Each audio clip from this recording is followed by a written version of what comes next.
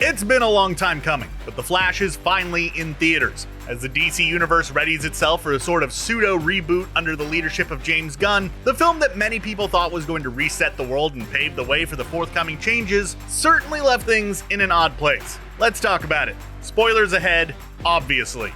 The Flash very loosely adapts the DC Comics storyline Flashpoint, which saw Barry Allen going back in time to save his mother, only to seriously mess up the timeline, eventually leading to the major status quo shakeup that was the New 52. Like the comics, in the movie, Allen returns to the past only to create a new, wildly unstable timeline. In this case, Allen teams up with a younger version of himself, Michael Keaton's Batman, and Supergirl to try to stop Zod's attack on Earth as seen during Man of Steel back in the day. It doesn't go well, with Batman and Supergirl getting taken out, which prompts the two Barrys to use time travel to go back and try things differently, which also doesn't go over well. In fact, Main Barry realizes that this is a fixed point, and that this Earth's destruction is inevitable. The futility of it all convinces Barry that he can't change the past, that he needs to let his mom go. Young Barry, though, doesn't want to have any of that. So he keeps trying over and over and over and over until Main Barry is once again confronted by Dark Flash, who had knocked him out of the Speed Force earlier on in the movie.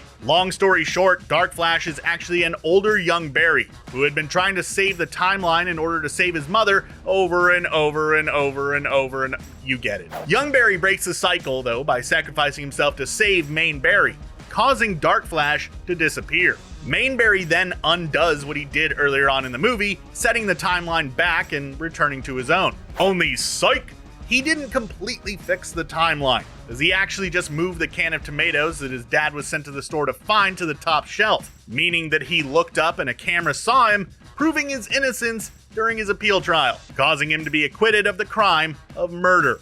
Everything seems all good then. Movie over, except for the fact that it is revealed that there is a pretty major change in the timeline. Bruce Wayne is no longer Ben Affleck. He's George Clooney. But what happened to Ben Affleck? He's probably still fine, just back in his original timeline while Barry ended up in yet another alternate world. So here's the big question of this ending. Is George Clooney going to be the new Batman moving forward?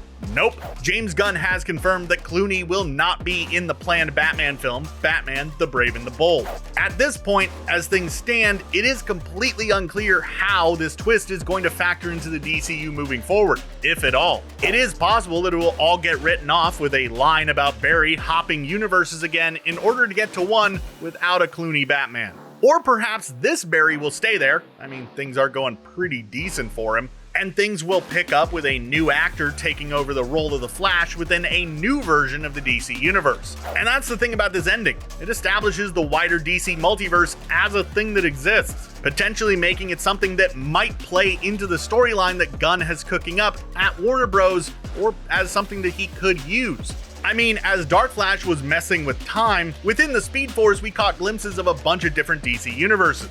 In this case, all made up of previously seen DC properties. With his defeat and Main Barry returning things to a state of normalcy, the worlds reset and return to their proper place in the multiverse. So it could be a thing that we see pop up in the future again. Or, as I mentioned, it could be used for a lot of stuff like DC and Warner Brothers recasting Ezra Miller, something that is unclear as of now whether they want to or not. And finally, let's touch upon the post-credits scene, which showed Barry helping a very inebriated Aquaman, played by Jason Momoa, out of a bar where the pair seemed to have been hanging out. It might be easy for audiences to assume that this appearance might confirm that Momoa is sticking around in the DCU. However, after the character's next outing later on this year, Aquaman and the Lost Kingdom, it is possible that he could also be out of the picture. In this case, and like most things with the DCU, we'll just have to wait and see. Regardless, it was a pretty funny post-credits moment on its own. Multiverses seem to be the big thing to do within superhero films now, which makes sense when you think about it. Within the pages of both Marvel and DC, alternate Earths have long been used as a way of allowing writers to take risks and tell stories that might otherwise have lasting ramifications for popular and well-established characters. They are a comic mainstay, so it was only a matter of time before the MCU and the DCU decided to incorporate them into their film franchises.